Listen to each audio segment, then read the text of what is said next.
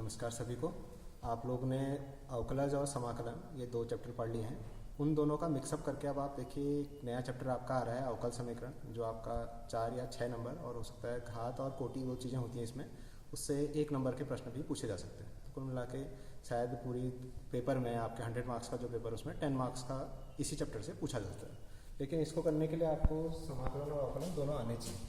ठीक, तो अवकल समीकरण आप देखिए, चैप्टर का नाम इंग्लिश में पढ़िए डिफरेंशियल इक्वेशन हो गया। ठीक, अब देखिए जब हमने डिफरेंशिएशन पढ़ा था, हमने कहा था कोई function y is a function of x करके हम लिखते हैं। तो x क्या है इसमें आपकी, जैसे इसमें समझ में नहीं आ रहा तो आप ऐसे समझ लीजिए। उदाहरण मैंने लिया y equal to x square plus two, या सिंपली और समझ लेते हो y equal to x plus two. आप ऐसा लिखते हो और इसका ग्राफ रिप्रेजेंट करते हो तो आप किसकी वैल्यू देते हो, x की वैल्यू आपकी जो इच्छा होती है वो देते रहते हो। आपने x 0 दिया तो y उसके बाद कुछ निकलेगा, 1 कुछ दोगे तो x क्या है, स्वतंत्र है। जो इधर वेरिएबल है ये क्या है आपके पास, स्वतंत्र है। और y क्या है, इस पर डिपेंड है, तो परतंत्र कह सकता हूँ मैं, और या फिर आश्रित है कह सकते हैं। तो वही जनरल डेफिनेशन देते वक्त एक फलन इस तरह का नहीं, y जो फंक्शन ऑफ x लिखा, ये x का फलन है तो x क्या है, स्वतंत्र चर है, और y x पर डिपेंड कर रहा है इसलिए क्या है, परतंत्र चर या आश्रित चर है। दो चीज़ें समझ में आई। फिर उसके बाद आप अवकलन पढ़ते थे तो आप कहते थे इसका अवकलन करते वक्त इस तरह का लिखते थे dy/dx, और यहाँ फलन जो भी दिया रहेगा उसका अवकलन फिलहाल f' है, ऐसा आपने पढ़ा है। ये जो फलन पहले मान लो यहाँ साइन लिखा होगा तो यहाँ क्या आता, कॉस, कुछ अलग फलन आएगा। तो अगर मैं इसको gx लिखता तो यहीं से आप समाकलन पढ़ते थे। तो अगर मैं dy/dx को gx लिखता हूँ तो आप क्या कहते थे कि इस gx का समाकलन क्या होगा, fx होगा, और एक आर्बिट्रेरी कांस्टेंट हम लगा देते हैं। ये दोनों चीज़ें आपने पढ़ी थी। मेन चीज़ मुझे यहाँ स्वतंत्र चर और परतंत्र चर बताना था। ठीक, अब आप देखिए यहाँ मैंने ये आपकी बुक में ही हेडिंग डाली है, आधारभूत संकल्पनाएं, बेसिक कॉन्सेप्ट्स डिफरेंशियल इक्वेशन को पढ़ने के लिए। तो ये एक समीकरण लिखी है। ये समीकरण आप देखोगे कैसी लग रही है आपको, 3 घातीय बहुपद लग रहा है। ठीक, ऐसी इसमें sin x plus cos x बराबर 0, या इस तरह की इक्वेशन आपने 11th में पढ़ी है। इसमें ट्रिग्नोमेट्रिक फंक्शन यूज हो रहे हैं तो ये त्रिकोणमितीय समीकरण है। ये x plus y equal to 7, ये भी आप समझते हो, ये क्या है, रेखा की समीकरण है। ये x dy/dx plus y equal to 0, ये नहीं आप आ रही होगी शायद समझ में, क्योंकि इस तरह की इक्वेशन आपने पहले नहीं पढ़ी है। तो इसमें क्या है, केवल एक एक x इंडिपेंडेंट वेरिएबल है, मीन्स स्वतंत्र चर है x। इसमें कौन है, इसमें भी x स्वतंत्र चर है।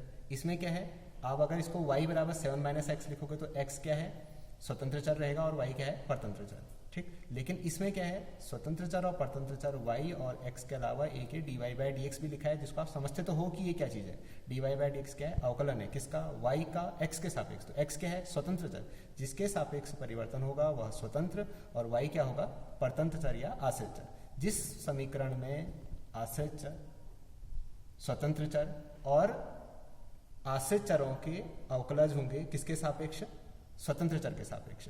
तो ये कुछ अलग सा वर्ड हो जा रहा है, आश्रित परतंत्र। सिंपली क्या कहते हो, इंडिपेंडेंट स्वतंत्रों के लिए, और परतंत्र या आश्रित चरों के लिए डिपेंडेंट, और dy/dx क्या हो गया, डेरिवेटिव। तो जिस इक्वेशन में आपको क्या दिखाई देगा, डिपेंडेंट वेरिएबल, इंडिपेंडेंट वेरिएबल और उसके डेरिवेटिव्स दिखाई देंगे। इस समय dy/dx लिखा है, आप कहोगे हमने तो सेकेंड ऑर्डर का डेरिवेटिव भी पढ़ा था d2y/dx, उससे भी बड़ा हो सकता है, और इनके होल स्क्वायर या होल क्यूब भी हो सकते हैं। तो इसलिए अवकल समीकरण क्या होती है, इनमें कहीं भी अवकलन नहीं दिखाई दे रहा, dy/dx नहीं दिखाई दे रहा, या किसी एक वेरिएबल का दूसरे के सापेक्ष अवकलन नहीं हो रहा, तो यह अवकल समीकरण नहीं है, जो पहली, दूसरी, तीसरी की। लेकिन जो चौथी है वह अवकल समीकरण है।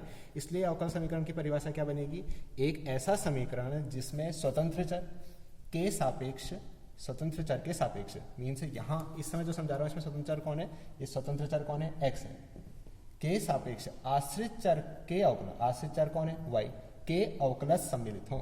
क्या होना चाहिए, किसका अवकलन करना है, स्वतंत्र चर के सापेक्ष करना है। अवकलन किसका करना है, आश्रित चर का। मीन्स y को अगर आप y जो फंक्शन ऑफ x लिख रहे हो तो y क्या है, आश्रित है, x क्या है, स्वतंत्र है, और अवकलज किसका होगा, y का। तो dy/dx के अवकलज सम्मिलित हो तो वह क्या कहलाती है, अवकल समीकरण। ठीक, तो अवकल समीकरण क्या होती है वो समझ में आ गया होगा, जिसमें आप क्या कहोगे, अवकल समीकरण की परिभाषा में जिसमें एक स्वतंत्र चर, एक आश्रित चर और आश्रित चरों के अवकलज होते हैं किसके सापेक्ष, स्वतंत्र चरों के सापेक्ष, ऐसी समीकरण आपकी अवकल समीकरण कहलाती है।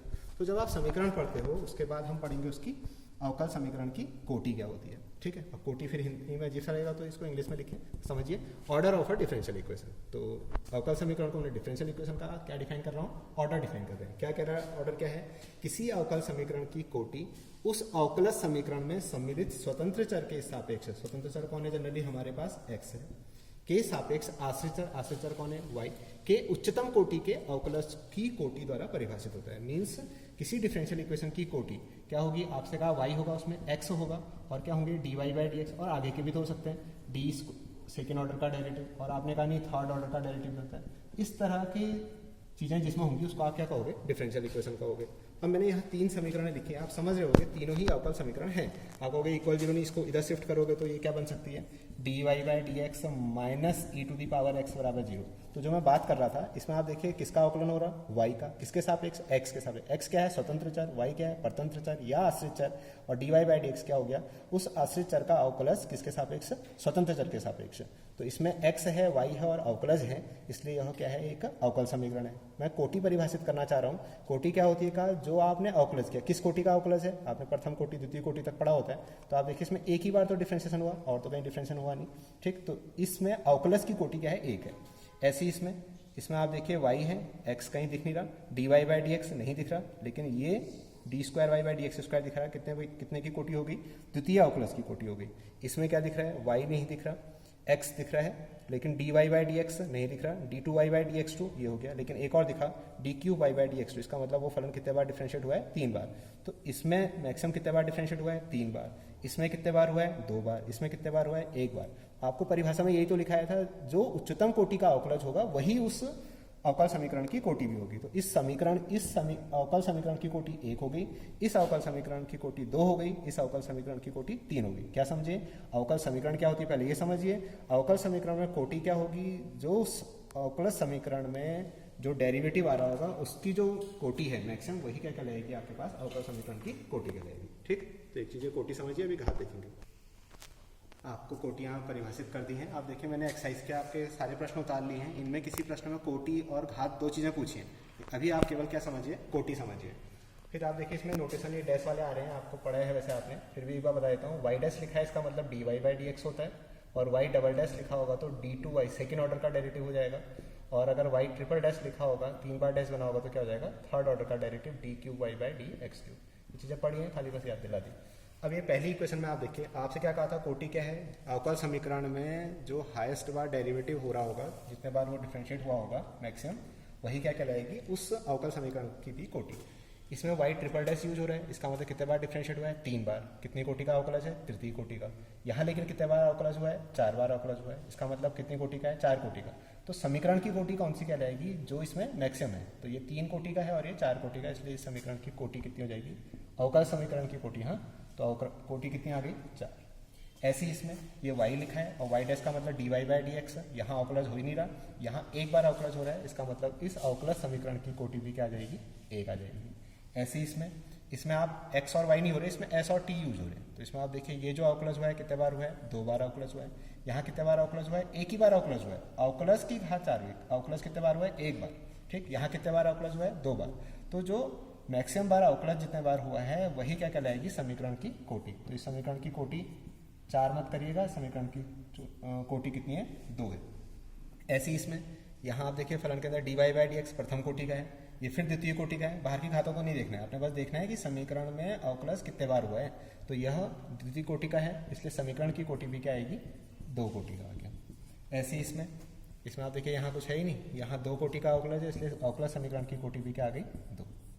तो जिस प्रश्न में कोटियाँ पूछी होंगी उनके उत्तर ही हो जाएंगे। ऐसे इसमें छठे में, इसमें आप देखिए नोटेशन वाले, यहाँ डिफरेंशिएट नहीं हुआ, यहाँ 1 बार हुआ है, यहाँ 2 बार हुआ है और यहाँ 3 बार, इसलिए इसकी कोटि कितनी हो गई, 3 हो गई।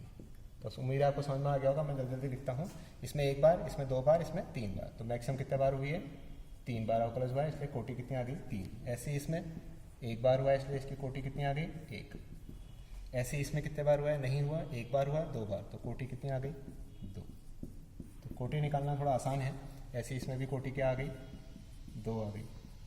ऐसे इसमें 1 बार अवकलज, इसमें 1 ही बार है, वर्ग इससे कोई मतलब नहीं, ये 2 बार अवकलज हो रहा है। बाहर की घात से मतलब नहीं, तो मैक्सिमम कितने बार हुआ है अवकलज, 2 बार, इसलिए इसकी कोटि भी क्या आ गई, 2। ऐसे लास्ट इसमें भी यहाँ अवकलज नहीं हुआ, यहाँ 1 बार, यहाँ 2 बार, तो इसकी कोटि भी कितनी आ गई, 2। तो उम्मीद है कोटि आपके समझ में आ गई होगी। ठीक, इस तरह से आप कोटि वाले प्रश्न हल कीजिए।